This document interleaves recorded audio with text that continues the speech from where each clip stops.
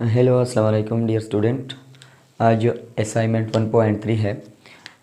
First year first chapter measurement की assignment 1.3। Assignment 1.3 के मुताबिक the voltage V and to V plus del V is measured as 7.3 volt plus minus 0.1 volt and current I into I plus minus delta I is measured as 2.73 ampere plus minus 0.05 ampere. Calculate the resistance by using Ohm's law as R is equal to V by I. इस assignment में आपको voltage भी दिया गया है uncertainty के साथ। ये वोल्टेज है 7.3 वोल्ट प्लस माइनस 0.1 वोल्ट और करंट भी दिया गया है I plus minus delta I is equal to 2.73 ampere plus minus 0.05 ampere.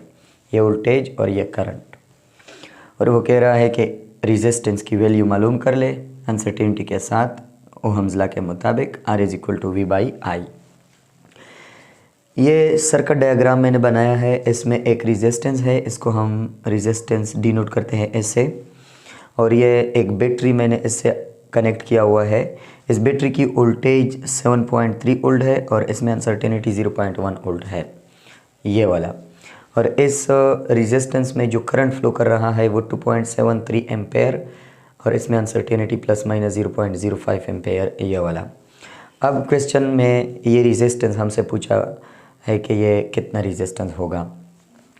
तो इस रेजिस्टेंस को हम ओहम लॉ के मुताबिक मालूम करेंगे।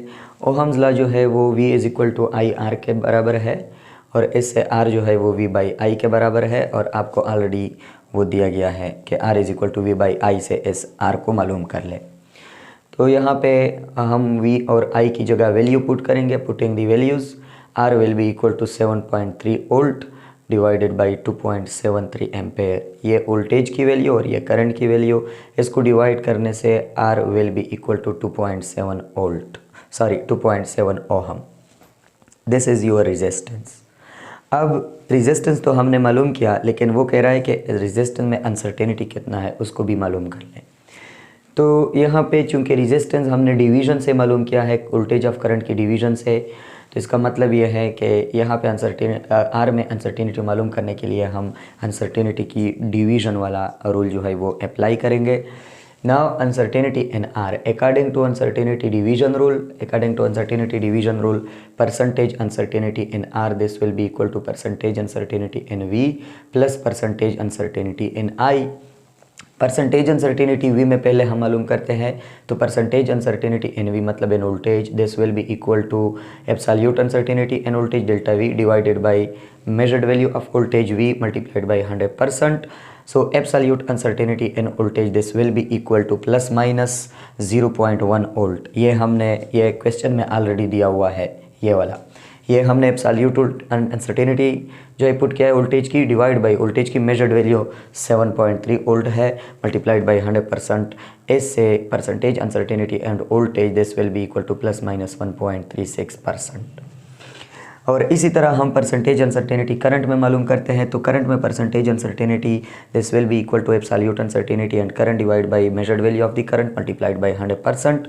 सो percentage uncertainty and current this will be equal to absolute uncertainty and current already दिया हुआ है plus minus 0.05 ampere divided by 2.73 ampere, इसकी मेजर्ड वैल्यू है, ये वाला देखे, और मल्टीप्लाइड बाई 100%। इससे परसेंटेज अनसर्टेनिटी इन करंट आ जाएगा प्लस माइनस 1.83%। ये वोल्टेज में और ये करंट में परसेंटेज अनसर्टेनिटी हो गए। अब अनसर्टेनिटी रूल के मुताबिक percentage uncertainty in resistance this will be equal to percentage uncertainty in voltage plus percentage uncertainty in current.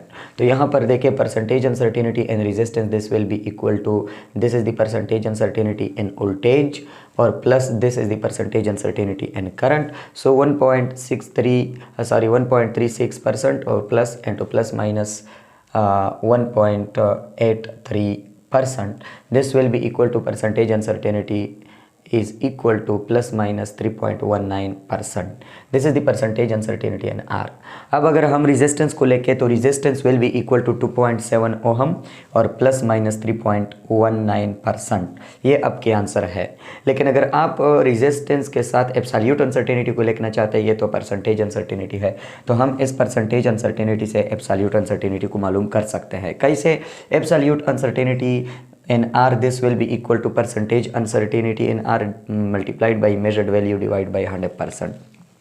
Actual आपको पता है कि जो परसेंटेज अनसर्टेनिटी होता है ये absolute uncertainty divide by measured value multiplied by 100% के बराबर है।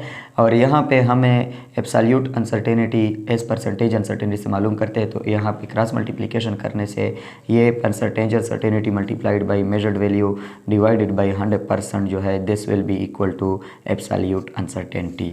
यानी एब्सोल्यूट अनसर्टेनिटी को परसेंटेज अनसर्टेनिटी से इस तरह निकाला जाता है।